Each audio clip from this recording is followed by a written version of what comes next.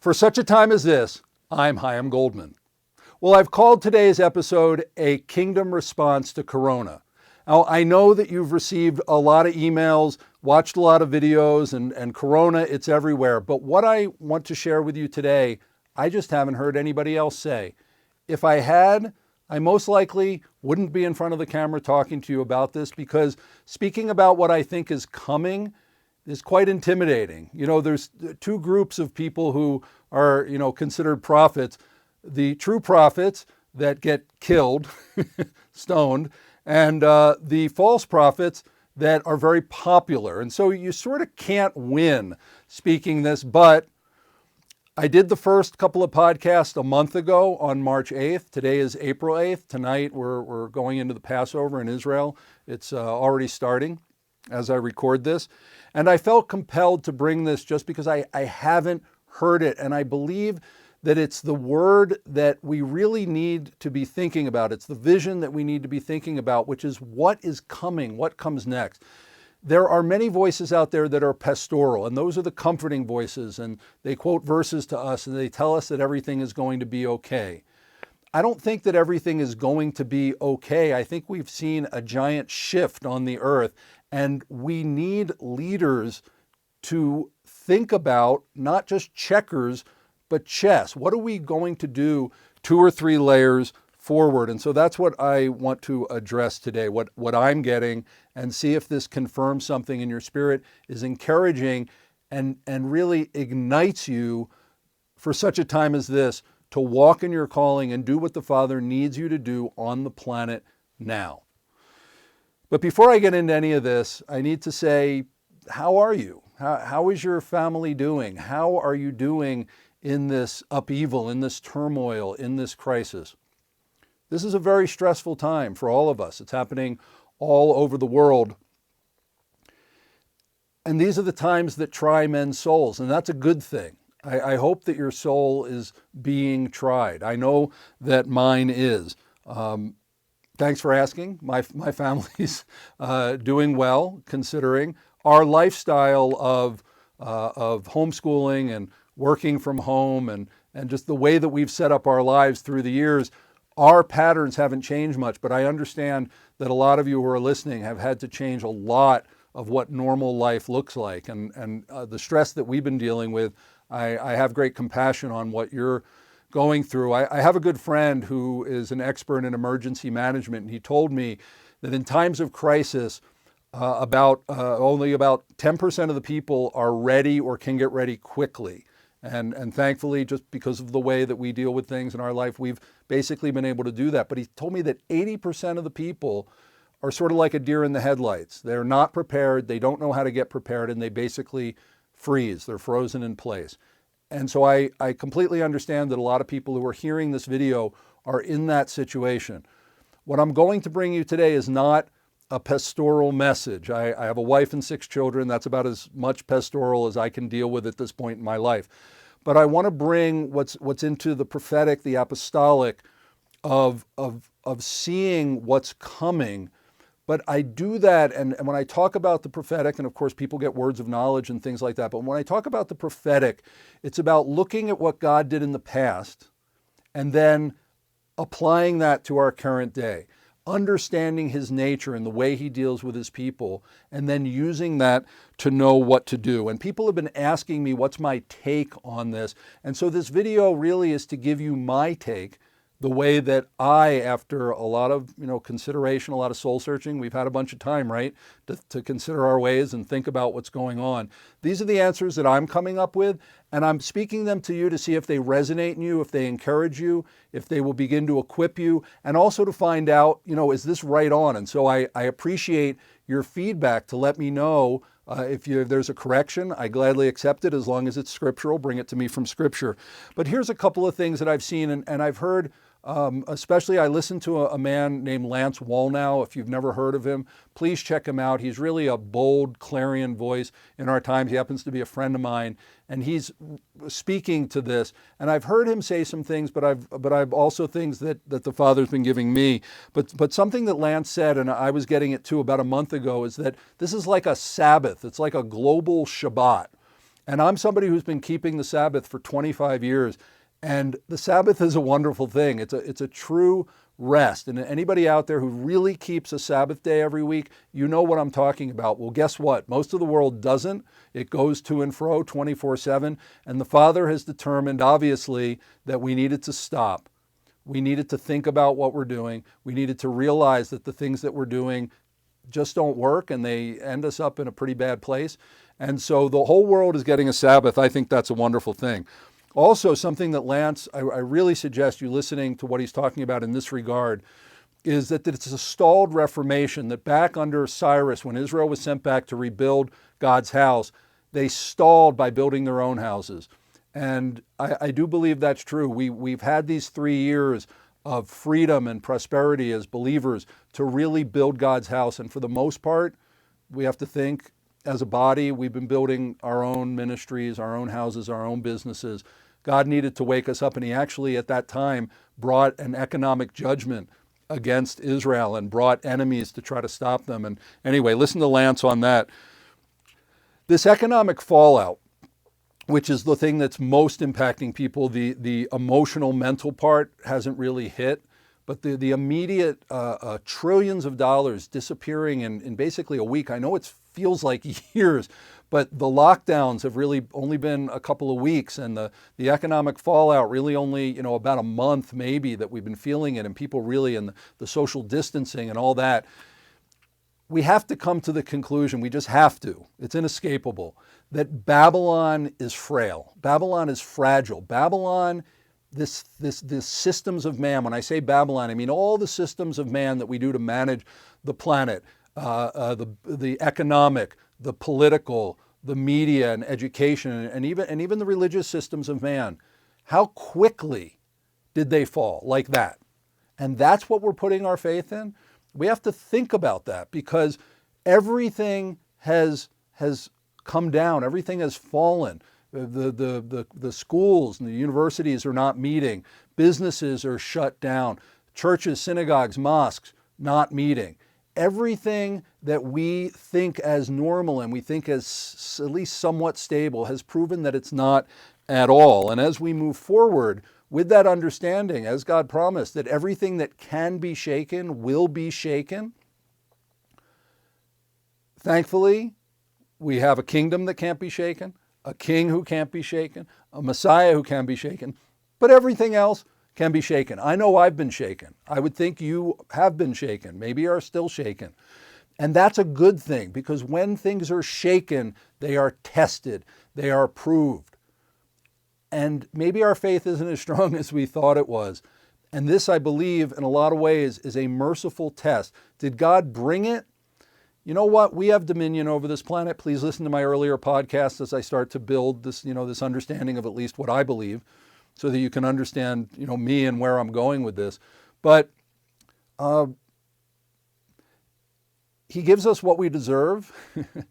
And we obviously needed a Sabbath, an extended Sabbath. How long does it go? I don't know how many Sabbaths he needs us to have, but we're having a pretty extended one. He needed us to realize that we weren't exactly doing what we were supposed to be doing, and to consider our ways. So that shaking is good. And during that shaking with me, seeking the Father, and a question I love to ask him is, what is this about, Father? Why are you doing this in my life or globally or with other people or whatever's going on at the time? And he brought me to a verse that's actually out of Isaiah 40. And so I want to read, I suggest reading all of Isaiah 40. I believe it's absolutely a kingdom chapter. But the verse that came to me is in here in the first 5 verses. And first it starts with, comfort, comfort my people, says your Elohim. So he's telling Isaiah to comfort the people, which is awesome. He wants to comfort us. Speak to the heart of Jerusalem. Cry out to her that her hard service is completed, that her crookedness is pardoned, that she has received from the hand of Yehovah, Yahweh, Elohim, God, Yodevavhe, double for all her sins. The voice of one crying in the wilderness, prepare the way of Yehovah, make straight in the desert a highway for our Elohim. You'll recognize that. John the Baptist proclaimed that at the coming of Messiah Yeshua, Jesus. But this is the verse that came to me. Let every valley be raised, and every mountain and hill made low, and the steep ground shall become level, and the rough places smooth, and the esteem, the glory of Jehovah shall be revealed, and all flesh together shall see it, for the mouth of Jehovah has spoken. Now, I don't know what that means to you, but I know what it means to me, because I am a proponent of something that is known as the Seven Mountains Mandate.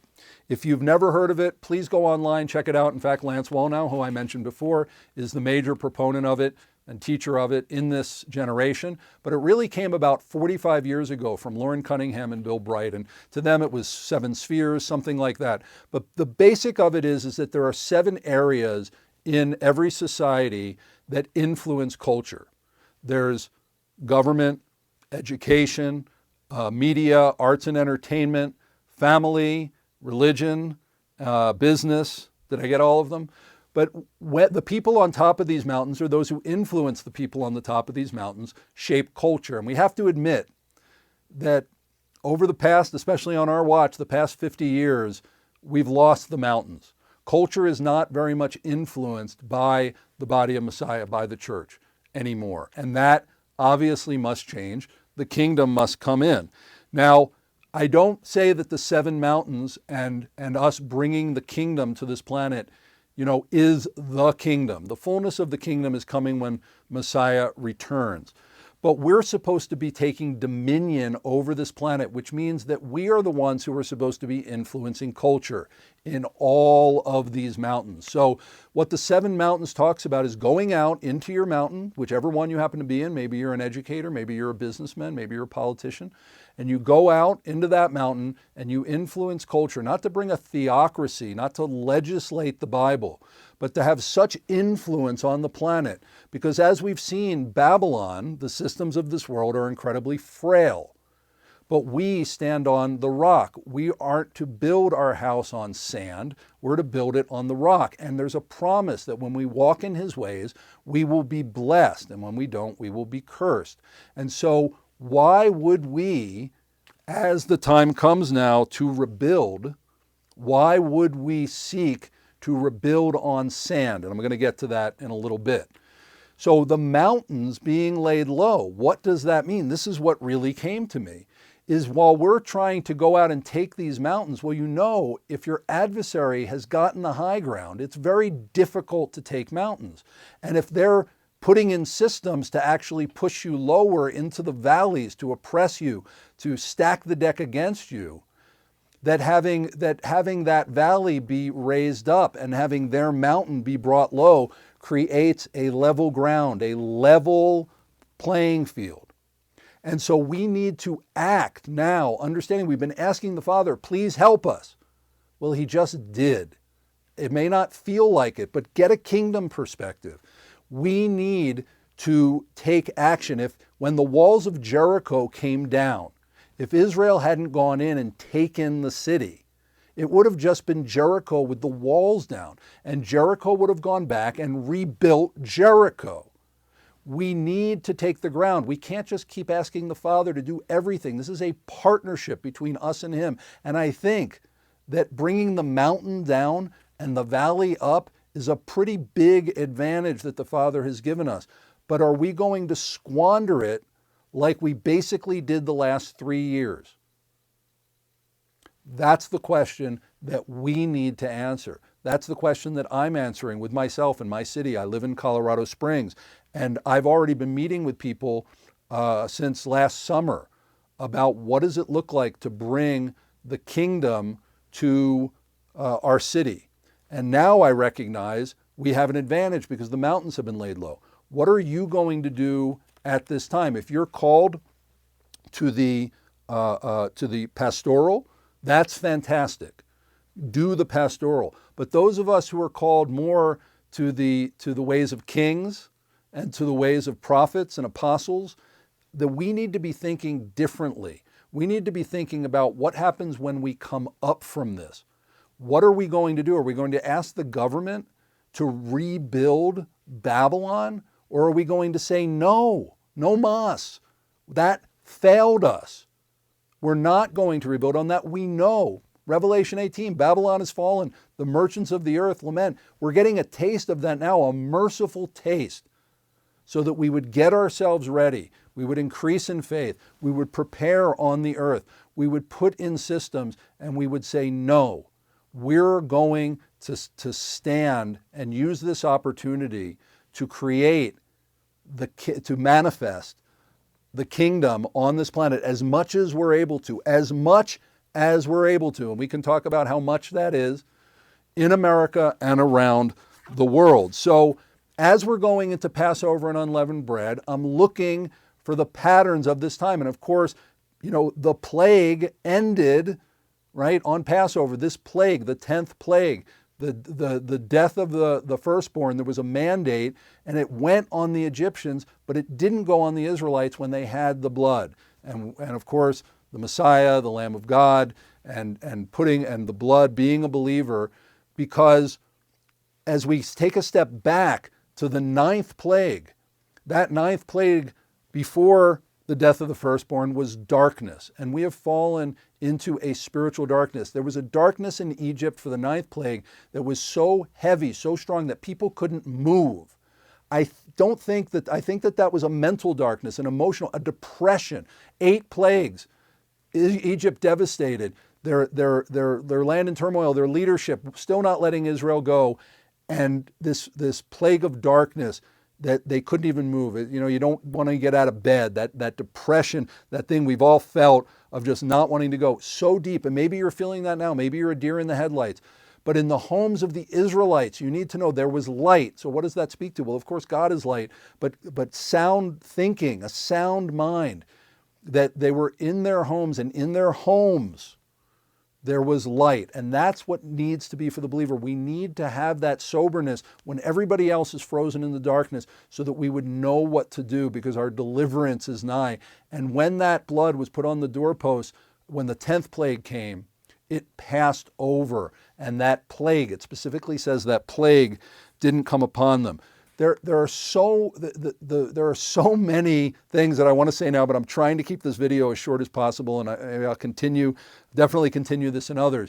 That when we're looking for the prophetic, we can't just go to the book of Revelation and look in the New Testament, because as amazing as it is, and you listen to the earlier podcast to understand my faith, I'm not saying that. The words of Yeshua, the Messiah, the words of the apostles, and Paul were, amazing, and we need them for guidance in this age. But we're talking basically about 30, 40, 50 years of recorded history in the New Testament. In the Old Testament, the Torah, the prophets, the writings, there's like 3,500 years of history. And if we're looking for patterns of what God did and how he worked with his people in the past, we need to not just look to it as history, but authoritative all the way back. Revelation and the message starts in Genesis 1:1. And we need to look to the patterns to see what should we do in our times. If we're not doing that, we are not knowing the signs of the times. The signs of the times are not making stuff up. The signs of the times is based on experience, and we can look, praise his name, to his word and the history and the advice, the edification, the experience of our forefathers in the faith of what to do in this time by looking at that pattern. There's so much going on in Israel right now. The Sanhedrin, I don't know if they got permission to. The Sanhedrin has wanted to actually sacrifice one lamb for all the nations on the Temple Mount. That may or may not have happened at this recording. I don't know, but how amazing if they did that. Prime Minister Netanyahu, in order to not have the coronavirus spread around, actually made a proclamation, the leader of Israel, that from 6 p.m. tonight to 7 a.m. tomorrow morning, no one is allowed to go out of their homes. You're going to have small seders with your family, not mix, and not go out of your homes.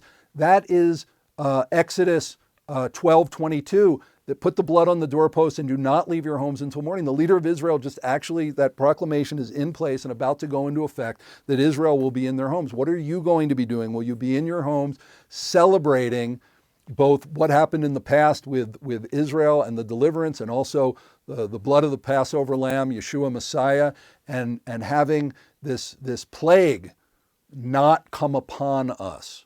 And if you're listening to this and it's after Passover and you say, I missed it, you know how merciful he is? You may not know this. There is a second Passover. It's in the Torah. It's commanded that if you miss the first one for whatever reason, you do it 1 month later, the 14th into the 15th of the second month. And so if you've missed it, Please learn about the Passover on our website, repairingthebreach.global, www.repairingthebreach.global. Maybe you're already here. We have teachings on the Passover and other things to learn about it and bring it in because, folks, we need the full counsel of God. I am not advocating, I need to say this now, Judaism. If Judaism was perfect, Messiah wouldn't have had to come and do the course corrections that he did. But he did come to Israel. Why? Because we had the Torah and the prophets and the writings. We were looking for Messiah. We understand these things and nobody else in the world does. So the full counsel, and Yeshua, if you didn't know this, was a Jew. And he came to Israel and then to the world. We need to be looking as kingdom people to the original plan of the kingdom, and that starts and begins and goes through his entire word, the full counsel of God. And know this, because a lot of people are saying it ends on Passover. I believe, and in full faith, and let's hold this together, that this plague, this coronavirus around the world ends on Passover. And yet, there is a time where it's going to need to move through. And we see the apex is supposed to happen now.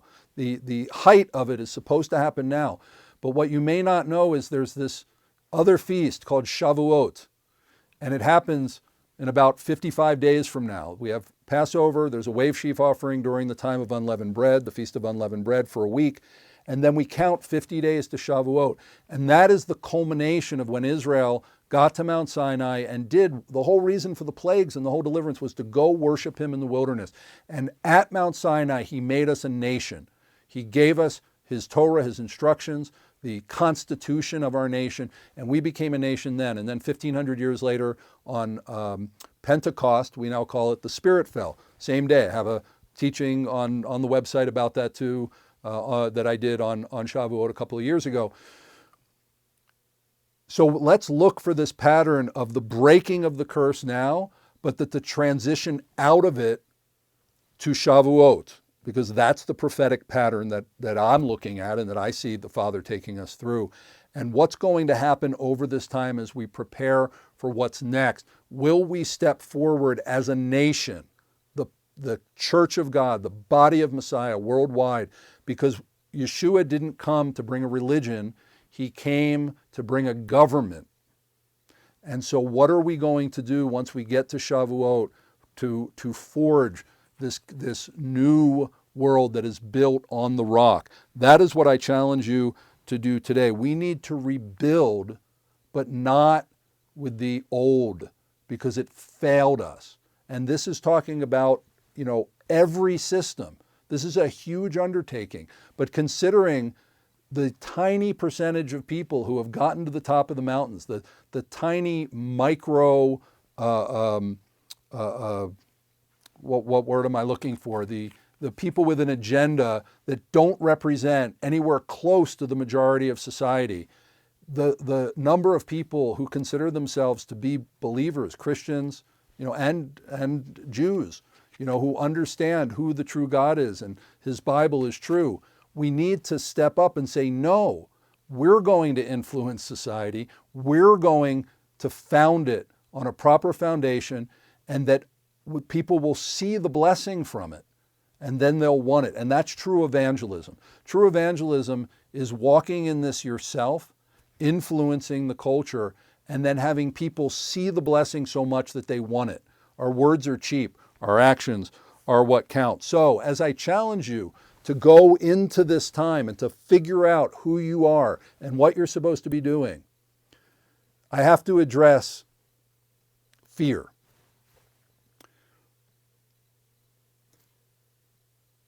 There's a level of bravado that is coming out of the messages, most of the messages that are coming out, especially pastors, and that's fine, that's pastoral, but not a bravado that's self-serving or self-confident. It's a bravado that says, spirit of fear isn't from God, everything's going to be fine, and giving us verses, and that's great. Yes, a spirit of fear is not from him, but fight or flight is. It was put in us for a reason. And the fact that we feel fear is a very natural thing, and we shouldn't refuse to acknowledge it. In the Garden of Gethsemane, the night before he was crucified, Yeshua the Messiah sat in the garden sweating blood. Now, you can interpret that as a lot of ways, but the way I see it was that his human person, knowing that he was going to be beaten and abused and crucified, he was scared.